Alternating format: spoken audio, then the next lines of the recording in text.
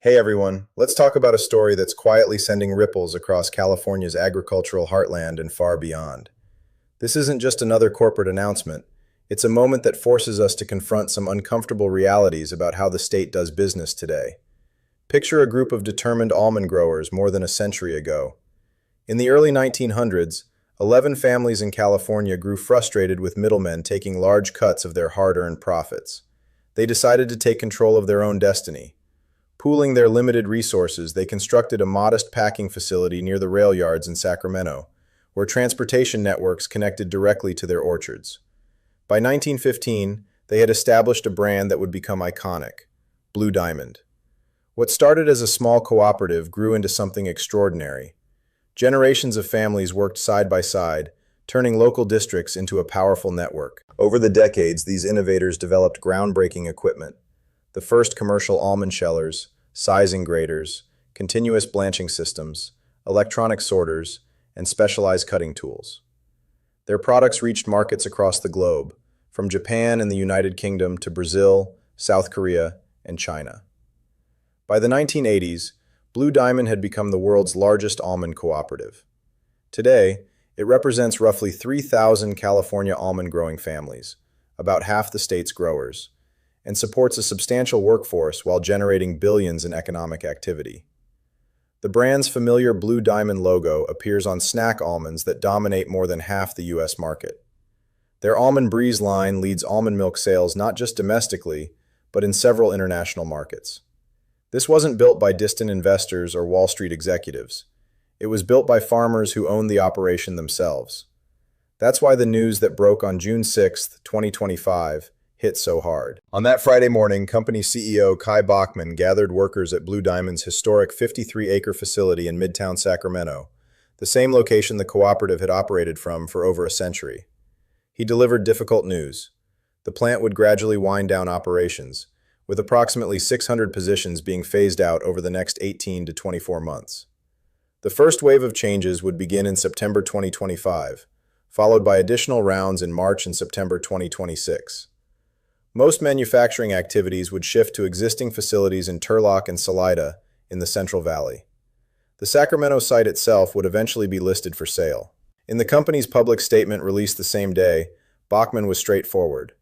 He explained that operating from these historic structures had grown increasingly expensive and inefficient. He described the decision as necessary streamlining to better serve the cooperative's grower owners, while acknowledging the dedication of the Sacramento team that helped build the company into the powerhouse it is today. The announcement spread rapidly through agricultural trade publications and local Sacramento media. It raised a pointed question throughout California's farming community. If the world's largest almond cooperative can't sustain operations in the state capital, what does that say about the broader business environment?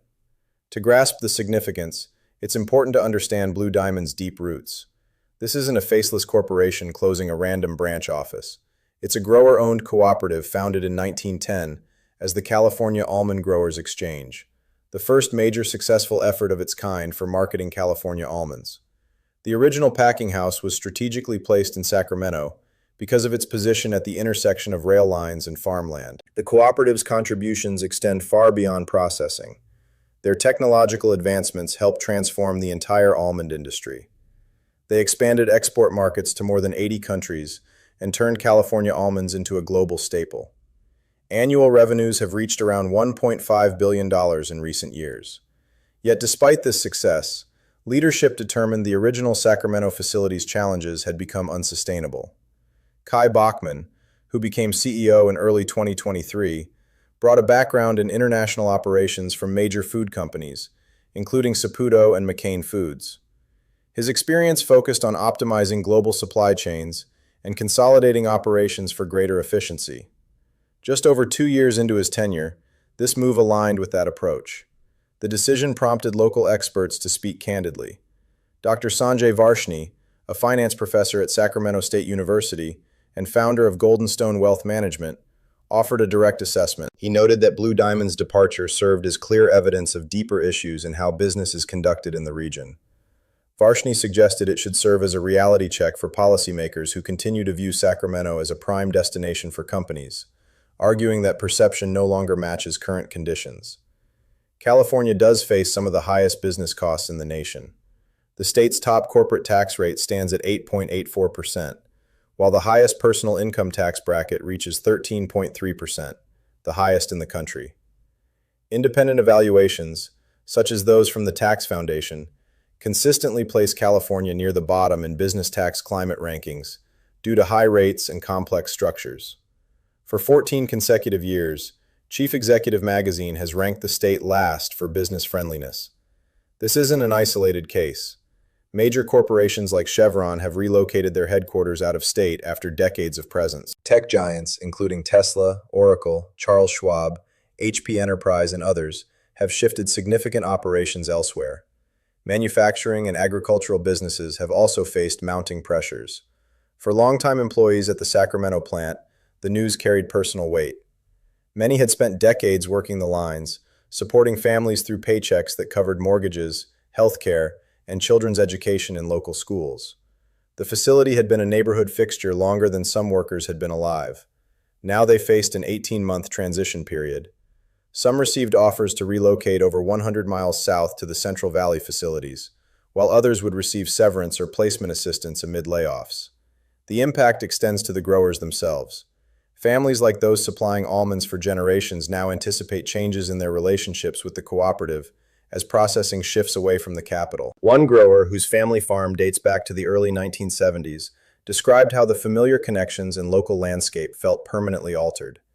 The deeper irony is that the very people who built this industry, farmers, workers, and processors, didn't create the cost pressures. Those stem from decades of policy decisions around taxation, regulation, and government operations. When even a homegrown cooperative with over a century of history finds its founding facility unsustainable, it raises serious questions. State budget realities add another layer of concern. California's nonpartisan Legislative Analyst's office projected an $18 billion deficit for the 2026 to 27 fiscal year, even as revenues in some periods exceeded initial expectations. The state's general fund relies heavily on personal income taxes from high earners, a group increasingly mobile and relocating to states like Texas, Tennessee, and Florida with more favorable tax environments. During the 2025 legislative session, proposals for over $16 billion in new taxes and fees were introduced. Meanwhile, the state continues managing significant obligations, including federal unemployment insurance loans from earlier years, which trigger higher payroll taxes on employers. This creates a challenging cycle. Increased spending leads to deficits, prompting more taxes, which can accelerate business departures, shrinking the tax base further. Governor Gavin Newsom has pushed back against narratives of widespread business and resident flight, emphasizing California's massive economy. However, data from moving companies and independent analyses, including reports from the Public Policy Institute of California, document notable outmigration trends and business relocations. Sacramento's official response to the Blue Diamond announcement reflected a common approach. Mayor Kevin McCarty acknowledged the long partnership, but quickly shifted focus to redevelopment opportunities for the 53-acre site. The statement framed the departure more as a chance for new development than a signal requiring deeper policy reflection. This situation highlights tensions on multiple sides. Company leadership prioritized operational efficiency and long-term viability for its grower owners. State and local leaders have often favored maintaining existing tax and regulatory frameworks over comprehensive reforms that might improve competitiveness. In the middle are the families and workers facing immediate uncertainty, roughly 600 households in Sacramento, whose livelihoods are directly affected. The pattern isn't unique to California.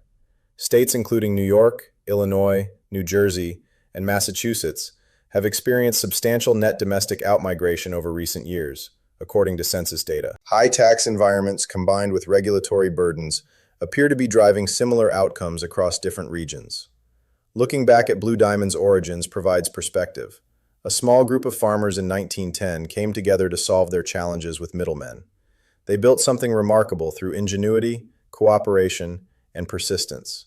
That single packing house evolved into a global enterprise supporting thousands of families, creating jobs, developing technology, and putting California products on shelves worldwide.